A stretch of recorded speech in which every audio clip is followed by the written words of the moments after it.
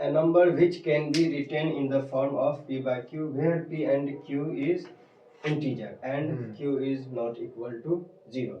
तो इन सारी चीज़ों को हमें ध्यान में रखना होगा कि कोई भी रेशियो है ना, कोई भी चीज़ दो नंबर का रेशियो है जिसमें क्या होना चाहिए, दोनों के दोनों इंटीजर होना चाहिए। और एक चीज़ और है कि डिनोमिनेटर पे 0 नहीं हो सकता है, क्योंकि डिनोमिनेटर पे अगर 0 आ गया तो ये पूरा पार्ट क्या हो जाएगा, अनडिफाइंड हो जाएगा। इसीलिए हम यहाँ पर एक टर्म और ऐड कर दिए, q is not equal to 0।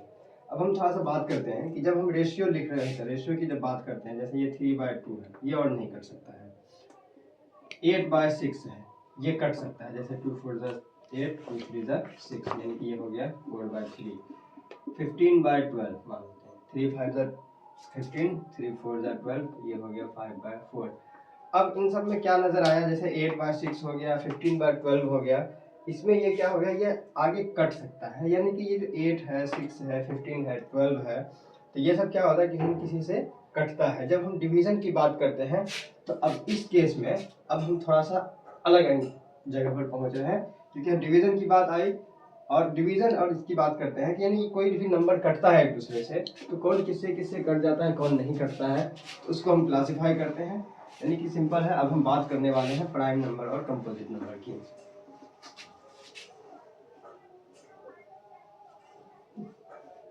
I hope number line समझ में आ गया होगा। नंबर लाइन कुछ नहीं, एक लाइन है जिसपे सारे नंबर को रिप्रेजेंट किया गया।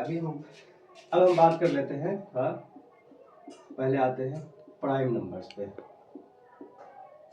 प्राइम नंबर हिंदी में कहते हैं इसको अभाज्य, अभाज्य संख्या, यानी कि number which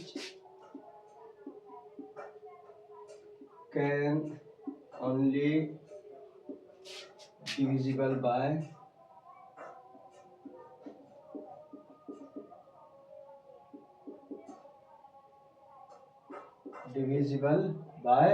one or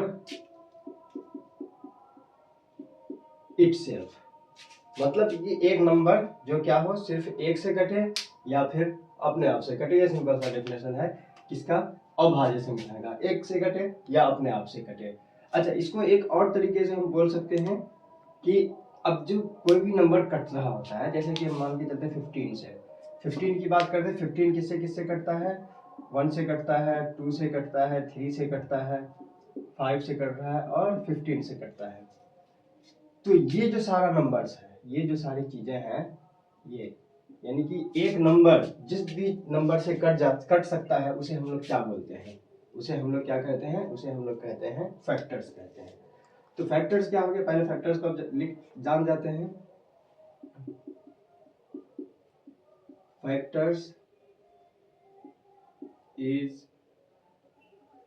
factors are the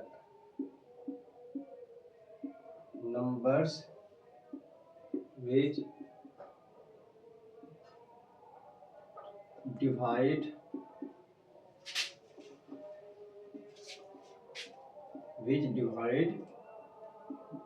the given number.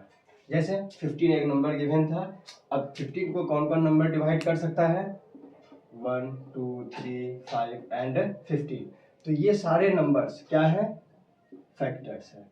किसका फैक्टर है, 15 का। तो फिर अब प्राइम नंबर का हम डेफिनेशन एक और तरीके से दे सकते हैं कि एक नंबर जिसका सिर्फ और सिर्फ दो फैक्टर हो, या तो 1 या तो 15। तो अब इसके लिए एक अलग तरीके से हम लिख सकते हैं, a number which has only two factors, 1 and the number itself। तो सिंपल वे में हम इतना ध्यान रख सकते हैं कि भाई देखिए, किसी का अगर कुछ नहीं होता है, कोई नहीं होता है, तो उसके लिए 1 रिप्रेजेंट करता है ऊपर वाले को, किसी का कोई नहीं होता है तो उसका एक होता है। और एक बात ये है कि अब हमेशा ऊपर वाले के भरोसे बैठे मत रहना। यहाँ पर एक चीज और है कि कोई फैक्टर नहीं है। जैसे मान के चलते एक 7 प्राइम नंबर है, इसका कोई फैक्टर नहीं है, एक तो 1 है साथ में 7 भी है। यानी कि जिसका कोई नहीं होता है तो एक तो सबर करना है कि भाई उसका ऊपर वाला है, और साथ में वहीं ऊपर वाले के भरोसे पूरी तरह से नहीं बैठना है, अपने आप पे भी दिमाग लगाना है कि जिसका कोई नहीं होता है उसका ऊपर वाला होता है और वो खुद अपना होता है। तो ये चीज प्राइम नंबर हमको बता के जाती है। अब बात करते हैं, ये प्राइम नंबर समझ में आ गया होगा। हाँ, अब हम बात करते हैं कौन सा, कंपोजिट नंबर की। प्राइम नंबर पे हम लोग फैक्टर समझ गए। फैक्टर्स पे एक चीज ध्यान रखना है, किसी भी नंबर का फैक्टर कितना कहाँ तक हो सकता है, वो 1 से स्टार्ट होके उस नंबर तक हो सकता है। जैसे 15 का फैक्टर 15 से बड़ा कभी उसका फैक्टर नहीं हो सकता है। अब मान के चलते हैं कोई नंबर हम चूज करें 18, ठीक है।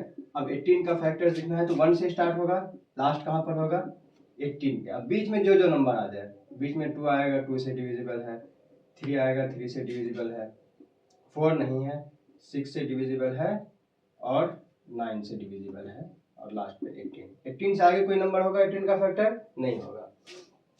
और सबसे स्मॉलेस्ट फैक्टर क्या होगा उसका 1 होगा, ठीक है। अब प्राइम नंबर समझ गए, तो अब हम आते हैं कंपोजिट नंबर पे।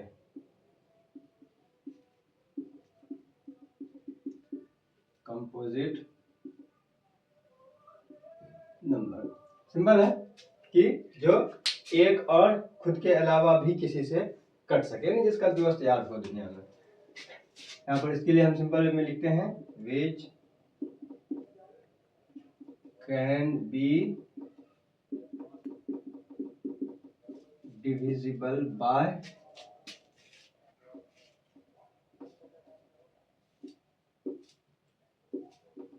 numbers 1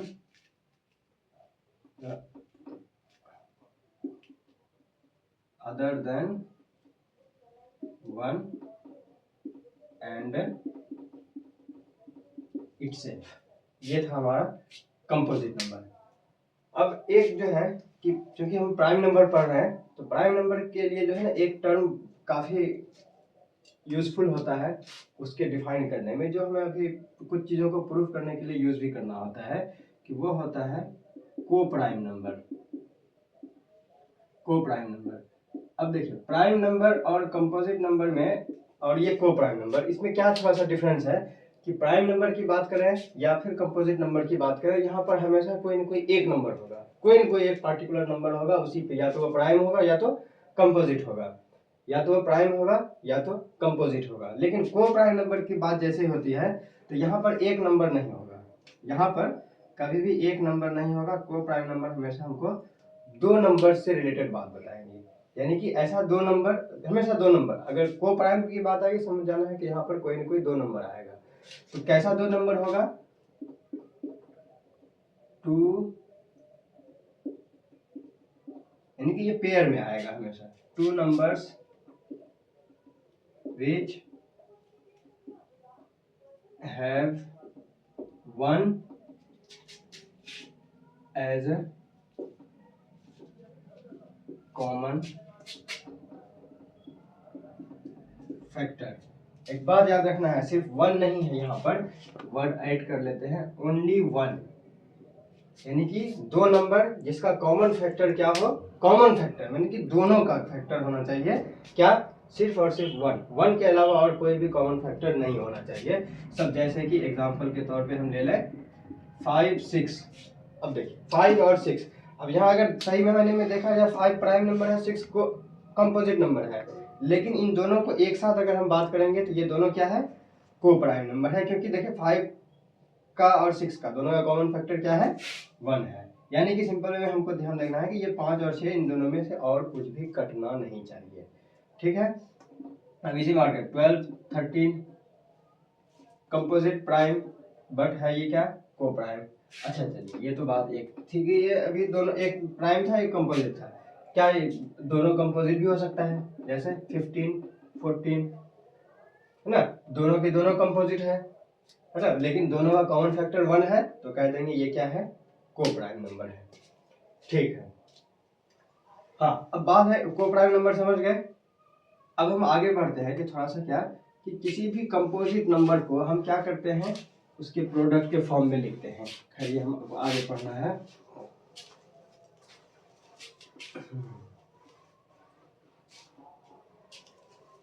तो अब बात कर लेते हैं कि अब हम ये इसलिए हमारे पास ऐड था कि जब हम अब फिर वापस हम फर्दर, अब देखिए रैशनल नंबर हमारा हो गया, प्राइम नंबर समझ गए, कंपोजिट नंबर समझ गए, को प्राइम नंबर समझ गए। अब हम वापस से आते हैं रैशनल नंबर पे। क्यों? क्योंकि हम हमारी बातें अभी यहीं से चलेगी। रैशनल नंबर में हम लोग क्या बोले कि ऐसा नंबर जिसे हम p बाय क्यू के फॉर्म में लिख सकते हैं। अब यहाँ पर एक चीज होता है कि हमको कोई भी चीज है जैसे कि p बाय क्यू के फॉर्म में अगर लिखना है, मान के चलिए यह नंबर है हमारे पास p बाय क्यू के फॉर्म में 3/4, नो डाउट ये रैशनल नंबर है। अच्छा, इसी पे अगर हम यहाँ पर लिख दें 9/12, ये भी रैशनल नंबर है। लेकिन अब जरा देखें तो इनमें और इनमें कोई डिफरेंस है क्या? इन दोनों में हकीकत में देखा जाए तो कोई डिफरेंस नहीं है, ये दोनों इक्विवेलेंट फ्रैक्शन है, ये दोनों एक दूसरे इक्विवेलेंट है। जैसे इसकी बात करें, देखिए ये 3 से कटेगा, 3 3 9, 3 4 12, आ गया वापस से। तो ये इसी वजह से बताया गया कि जब हम कोई भी रैशनल नंबर को p बाय क्यू के फॉर्म में लिखते हैं तो ये हम क्या करते हैं, ये वाला क्या है, सबसे सिंपलेस्ट फॉर्म है, यानी कि हम इसको ऑलरेडी एक्चुअली में सिंपलेस्ट फॉर्म में ही लिखा जाता है। ठीक है, इस चीज पे ध्यान रखना है कि यहाँ पर p और q को जब हम लोग पूरा और जब सिंप्लीफाई नहीं किया जा सकता है तो ये p एंड q ये दोनों क्या बन जाता है, ये दोनों कैसा होता है, कोप्राइम। कोप्राइम का मीनिंग क्या हुआ कि it can't be further simplified, यानी कि इसको और दोबारा से और सिंप्लीफाई नहीं किया जा सकता है और नहीं कर सकता है, यही बात थी। अब बात कर लेते हैं, हाँ तो क्या हो गया, अब रैशनल नंबर की बात करते हैं तो अब कुछ हम नंबर के बारे में सोचते हैं कि क्या क्या नंबर रैशनल होता है। जैसे कि जीरो की बात करते हैं, क्या जीरो रैशनल नंबर है, या सोचा जाए, एनसीईआरटी का वैसे फर्स्ट क्वेश्चन भी है, क्या जीरो एक रैशनल नंबर है, जरा सोचते हैं। तो जीरो क्या है, जीरो के नीचे हम यहाँ पर लिख सकते हैं 0/1, 0/2, 0/3, ये सब तो इक्विवेलेंट है किसके, जीरो के। इसका मतलब हम जीरो को p बाय क्यू के फॉर्म में लिख सकते हैं, इसका मतलब जीरो भी क्या है, एक रैशनल नंबर है।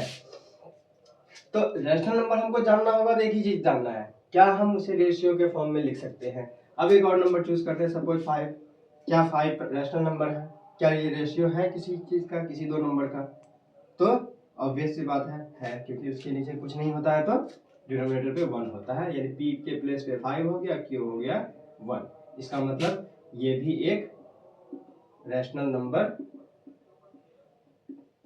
है, ये भी एक रैशनल नंबर है। ठीक है, अब बात करते हैं, चलिए 5 के बाद हम आगे बढ़ते हैं, थोड़ा सा 5 है और एक और नंबर हम चूज करते हैं 6, 5 एंड 6 है। तो क्या लगता है 5 के बाद जस्ट 6 आता है, हम तो काउंटिंग के हिसाब से पढ़ा जा रही है, तो क्या लगता है 5 और 6 के बीच में क्या सिर्फ यही कोई और नंबर नहीं हो सकता है, कहता हाँ, तो बोलेंगे कि हाँ बिल्कुल होता है सर, 5.1, 5.2, 5.3, 5.9 से लेकर क्या 6 तक, क्या इसके अलावा और कोई नंबर नहीं होगा, यही लिमिटेड 10 ही होगा क्या, नहीं, किसी भी दो रैशनल नंबर के बीच में, इस चीज को हमेशा एक पॉइंट एकदम ध्यान रखना है, किसी भी दो रैशनल नंबर के बीच में, यहाँ लिखते हैं between any two rational numbers there are कितने, infinite, there are infinite numbers, यानी कि कभी भी किसी भी टाइम में, चाहे अगर आपको ये भी बोला जाए ना कि 1.51 और 1.52 के बीच में कितने नंबर्स हैं, इनफिनाइट नंबर्स हैं। ठीक है, 3/4 और चलो 4/5 के बीच में कितने नंबर्स हैं, इनफिनाइट नंबर्स हैं। अब ये नंबर हमको बताना कैसा है, क्वेश्चन इस पे क्या इनफिनाइट है, अब क्वेश्चन इस पे हमको कई बार पूछ जाता है कि किसी दो नंबर गिवन रहेगा, उसमें कहेगा इस दो नंबर के बीच में हमको 5 रैशनल नंबर बताइए, 4 बताइए या 3 बताइए। तो इसका दो तरीका है, एक पहला जो है, पहला तरीका क्या है कि हम इन दोनों का मिड वैल्यू निकाल लेते हैं। चलो हम एग्जांपल के तौर पे लिखते हैं क्वेश्चन, हम एक एग्जांपल लेते हैं। Example number 1, find 3 rational numbers between 5 and 6। आइए 5 और 6 के बीच में 3 रैशनल नंबर हमको फाइंड करना है। तो एक सबसे पहला तरीका क्या है कि हम क्या करते हैं, इन दोनों का एवरेज निकालते हैं। यानी दोनों का एवरेज कैसे निकालेंगे कि 5 प्लस पहला नंबर को हम मान लेते हैं कुछ है, ए है, मान लेते हैं 5 और दूसरा बोल लेते हैं बी इक्वल्स टू 6। अब हम क्या करते हैं, हमको एक नंबर चाहिए, चलो सी निकाल लेते हैं, तीसरा नंबर। ये कहाँ पर, ठीक इन दोनों के बीच में। एक चीज याद रखना, कभी भी मिड वैल्यू निकालना है, बीच वाला निकालना है तो क्या करना होगा, दोनों को जोड़ना होगा और 2 से फिर डिवाइड कर देना होगा, a प्लस बी बाय 2। तो ये क्या हो जाएगा, 5 प्लस 6 बाय 2, यानी ये हो गया 11 बाय 2। ये एक नंबर हो गया।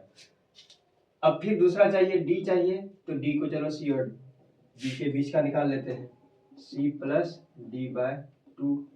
सी कितना है, 11 बाय 2 है, तो 11 बाय 2 प्लस कितना है 6/2।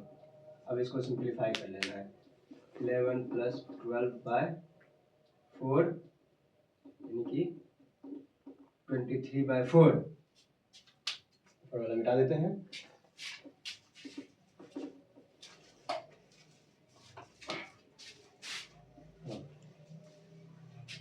अब दूसरा तीसरा निकाल लेते हैं, डी हो गया। अब ई निकाल लेते हैं, क्या हो जाता है, a प्लस सी बाय 2।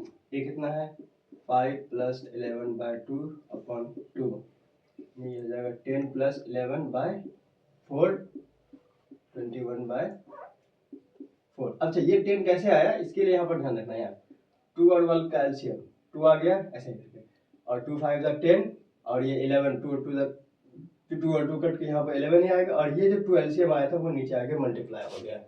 ठीक है, 21 बाय 4 3 निकाल लिए। ये एक तरीका था कि हम दोनों को जोड़ के 2 से डिवाइड कर लेते हैं। इसी तरह से जैसे मान लेते हैं ऐसे है, 5 था 6 था, ये ए था और ये था बी। अब इसके बीच में अभी हम क्या क्या निकाले, सबसे पहले इन दोनों को ऐड करके निकाले सी, तो ये सी था, ये सबसे मिड पॉइंट, मिड वाला।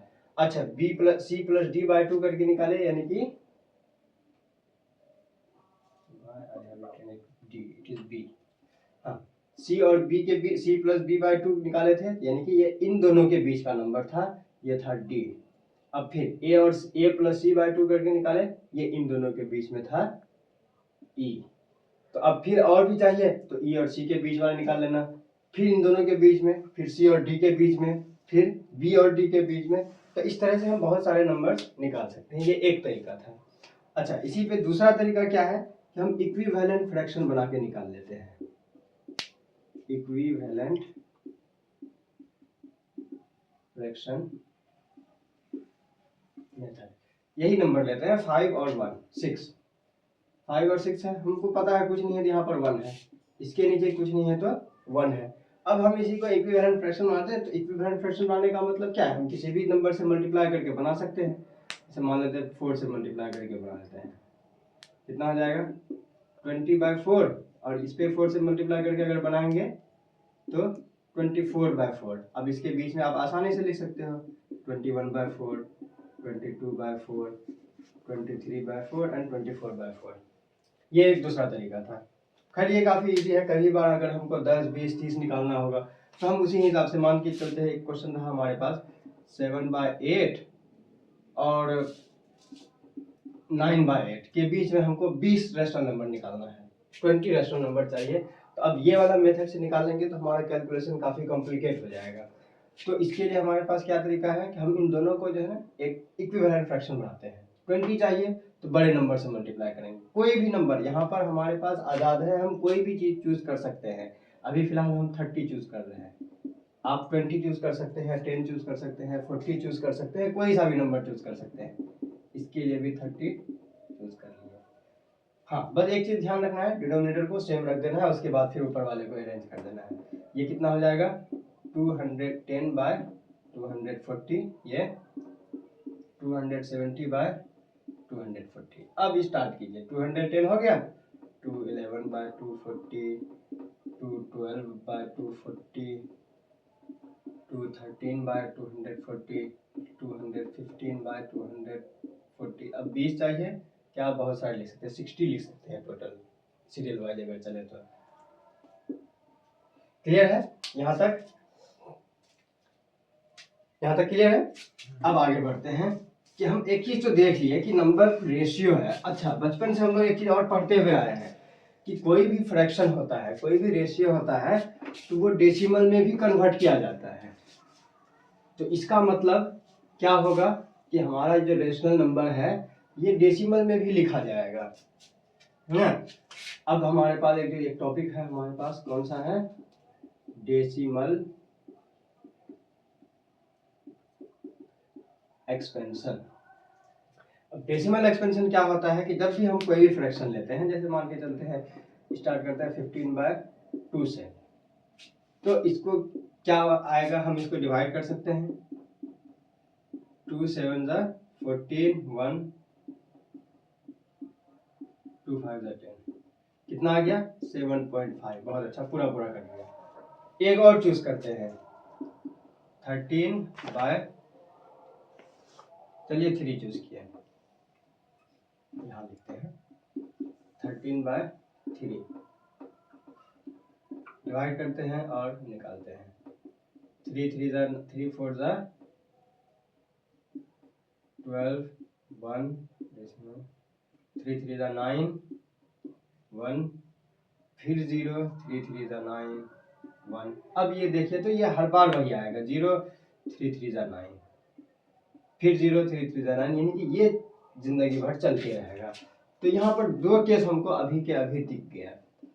कौन सा दो केस दिखा कि एक दिखा क्या कि यहाँ पर पूरी तरह से कट गया है, तो इसका मतलब हमारे पास है ना, डेसिमल एक्सपेंशन में सबसे पहले यहाँ क्या हो गया, पूरा पूरा कट गया, पूरा पूरा कट गया यानी खत्म हो गया। तो खत्म होने के लिए हम क्या बोलते हैं कि डेसिमल एक्सपेंशन का सबसे पहला टाइप क्या हो जाएगा, टर्मिनेटिंग। क्या हो जाएगा, टर्मिनेटिंग। टर्मिनेटिंग डेसिमल एक्सपेंशन जो क्या हो जाए, टर्मिनेट हो जाए, टर्मिनेट, या हम कह सकते हैं कंप्लीटली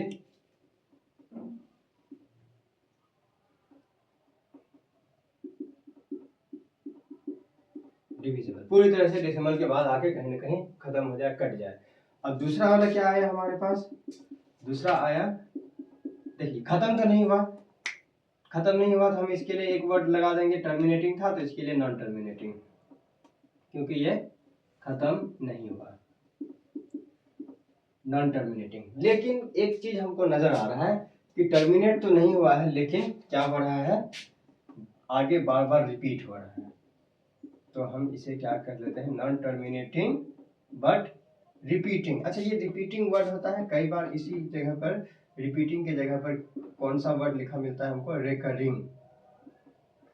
तो कंफ्यूज नहीं होना है, दोनों ऑलमोस्ट सेम ही चीज को बताता है। अच्छा, रेकरिंग क्यों बताता है, क्योंकि हम लिखते ऐसे नहीं है 3 3 इसका डॉट, हम इस चीज को लिखते हैं ऐसे, 4 पॉइंट कौन सा नंबर डिजिट, कौन सा डिजिट रिपीट हो रहा है, 3, तो 3 इसके ऊपर एक लाइन लिख देते हैं। इसी लाइन को हम लोग रेकरिंग भी पढ़ते हैं या फिर बार पढ़ते हैं,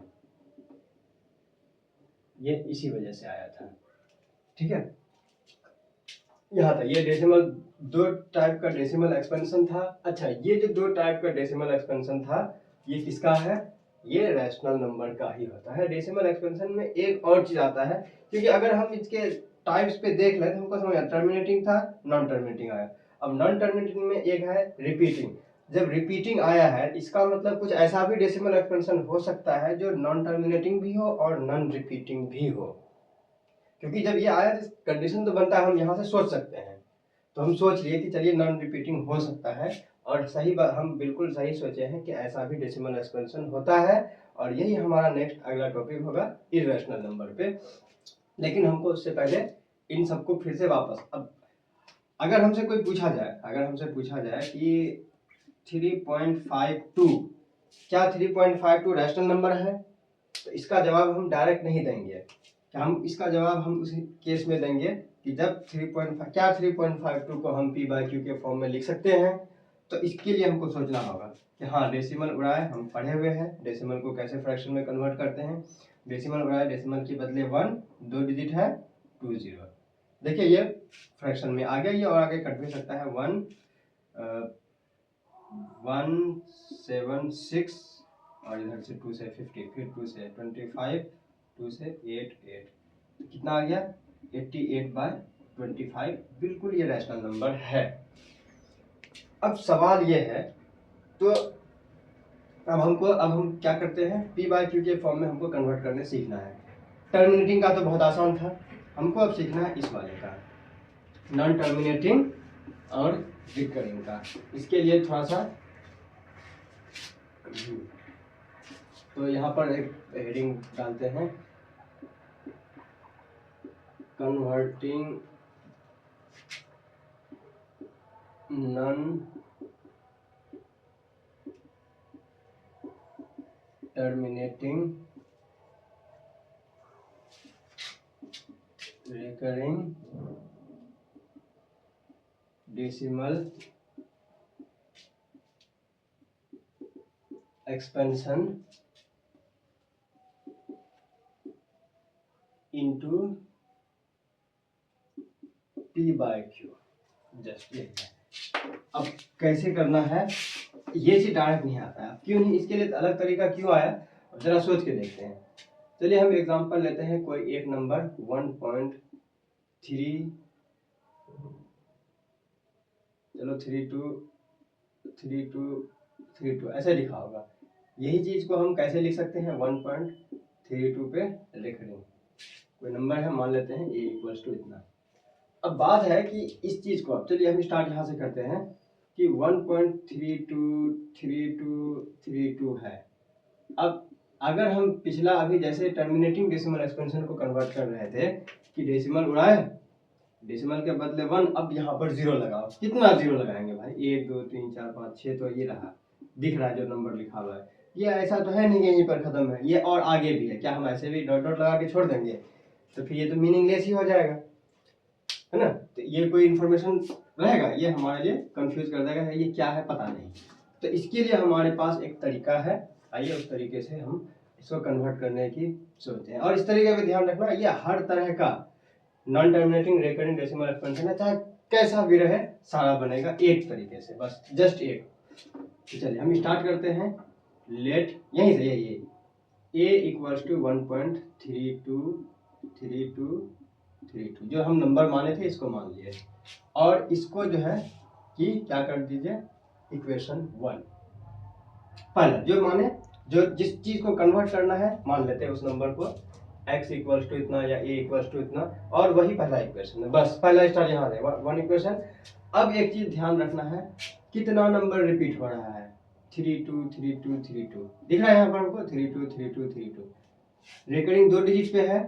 तो क्या करना है, यहाँ पर लिखना है क्या, 2 डिजिट रिपीट हो रहा है 32, तो 1 पे लगाइए 2 0, तो हो गया 100। अब इसी 100 से हमको क्या करना है, दोनों तरफ से मल्टीप्लाई करना है, मल्टीप्लाइंग 100 ऑन बोथ साइड। दोनों तरफ क्या कर लेते हैं, 100 से गुना कर देते हैं, तो इधर तो हो जाएगा 100a, कोई प्रॉब्लम नहीं। अब आगे इस वाले पे देखते हैं, 100 इंटू 1.323232। तो ये तो लाइन ठीक था, 100a इस साइड लिख दिए। अब यहाँ पर गुना कैसे करें, सवाल है कि ये भी तो लिमिटेड नहीं है, डिजिट यहाँ पर पूरा खत्म है ही नहीं, कितना रहे, हम कहाँ से गुना करना स्टार्ट करें, ये तो बात समझ में नहीं आ रहा है।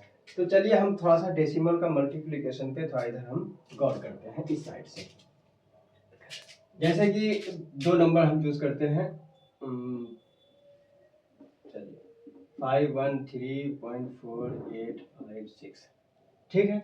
इसको हम मल्टीप्लाई करते हैं 10 से फिलहाल।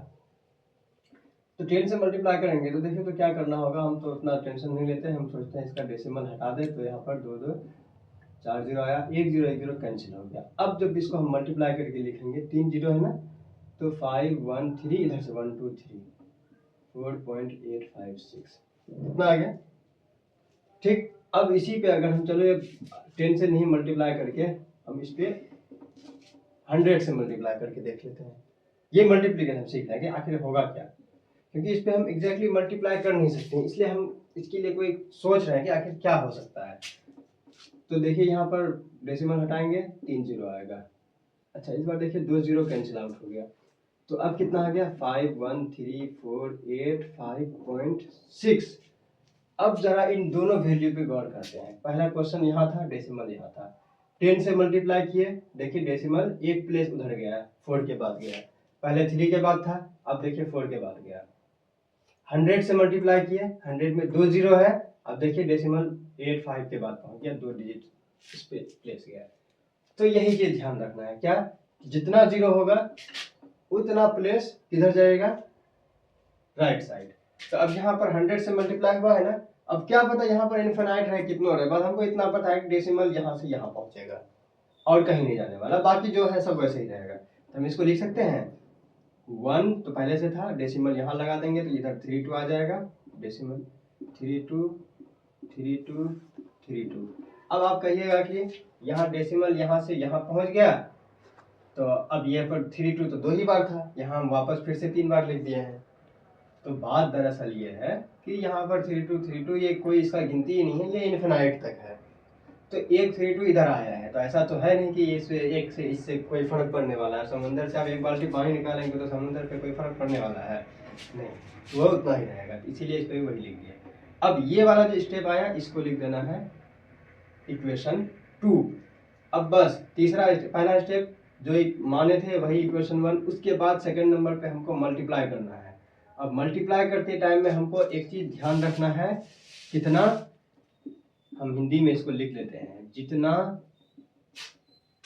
अंक रिपीट हो, जितना अंक रिपीट हो रहा है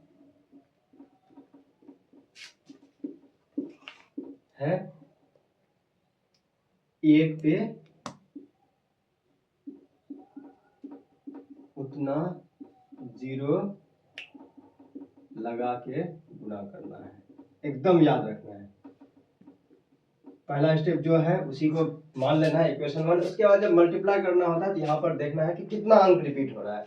2 डिजिट रिपीट हो रहा है तो 100, 1 डिजिट हो रहा है तो 10, 3 डिजिट होगा तो 1000, 4 डिजिट रिपीट हो रहा होगा तो 10,000। इस तरह से हमको गुणा करके आगे बढ़ना है। अब थर्ड स्टेप में अब गुणा करते टाइम में बस हमको ज्यादा टेंशन नहीं लेना है कि 10 से गुणा किए तो डेसिमल को 1 पॉइंट उधर लेकर खिसका देना है, और 100 से गुणा करना है तो 1000 से, यानी जितना जीरो होगा पॉइंट को उतना अंक दाएं तरफ भेज देना है।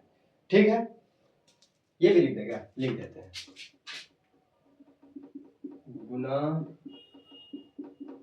करने पर 1 के आगे जितना शून्य होगा, 1 के आगे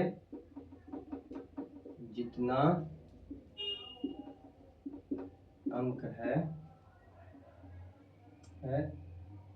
पॉइंट को उतना ही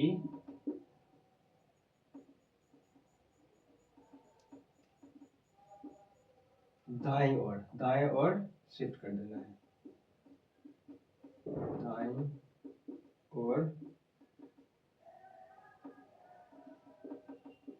शिफ्ट कर देना है। ठीक है, ये दो चीज हमेशा ध्यान रखना है कि जितना अंक रिपीट हो रहा है 1 पे उतना जीरो लगा के मल्टीप्लाई करना है। अब दूसरी बात, जब मल्टीप्लाई कर दिए हैं तो क्या आंसर लिखना है, ये उसके लिए है ये वाली चीज कि 1 पे जितना जीरो हो पॉइंट को उतना ही प्लेस किधर शिफ्ट करना है, दाएं तरफ शिफ्ट करना है, ना कि इधर कर देना। ठीक है, अब उसके बाद इसको इक्वेशन 2। अब थर्ड स्टेप है, फाइनल स्टेप है, क्या करना है, माइनस कर देना है। क्या कर देना है, दोनों को घटा देना है। किसको किसमें, 2 में से 1 को घटाना है। Subtracting equation 2 minus 1। अब इक्वेशन को माइनस करना है तो इसमें भी टेंशन नहीं लेना है, जो इधर है उसको इधर से माइनस करना है, यानी ऐसे लिखेंगे, इधर को इधर 100a माइनस कितना है, इधर है a, अब फिर बराबर बराबर, फिर इसको पूरा लिख देना 132.323232 डॉट डॉट डॉट माइनस इधर जो भी है टेंशन नहीं लेना क्या है नहीं है 3232 डॉट डॉट डॉट, ठीक है, जो भी है बस माइनस कर देना। ये तो हो गया 99a, कोई प्रॉब्लम नहीं है, इस वाले पे प्रॉब्लम है ना। अब इस पे सिचुएशन क्या है कि जब इसको हमको माइनस करना होता है तो बस एक ही चीज है, पहले वाले को लिख देते हैं जैसे मन 132.323232 लिखा हुआ है। अब उसके बाद प्लस और माइनस करने के लिए हम लोग बचपन में एक चीज पढ़े थे कि 2 पॉइंट वाले को जब हम लोग माइनस प्लस कर रहे थे तो पॉइंट के सामने पॉइंट, बस इसको जब लिखना होगा इस पॉइंट के सामने पॉइंट लिख दीजिए, अब बाकी जैसे है उसको उतार दीजिए, 1 यहाँ आएगा, अब बाकी देखिए 323232 बस लिख देना सजा के इस तरह से। अब इसको माइनस करते देखिए तो क्या आया, ऑर्डर आ गया हमको, एक पैटर्न सोचने उतना हमको देखने की जरूरत नहीं है, देखिए हर बार आ रहा है 2 के नीचे 2, 3 के नीचे 3, 2 के नीचे 2, 3 के नीचे 3, सब के सब क्या हो गया। अब यहाँ तक तो इतना पे हमको जीरो दिख रहा है, अगर आगे भी होगा तो हजार लाख इन्फिनाइट हो तो इन्फिनाइट जीरो आएगा। अब इसको फिर यहाँ डेसिमल का डेसिमल 2 - 1 131 कितना आ गया 131.00, इसी को हम लिख देंगे 131, ठीक। अब ये बराबर 131/99, यही आपका हो गया आंसर, ठीक है। ये आप समझ गए होंगे है ना। Non terminating recurring decimal expansion को हम p/q के फॉर्म में हम इस तरह से कन्वर्ट करते हैं। ऑलराइट।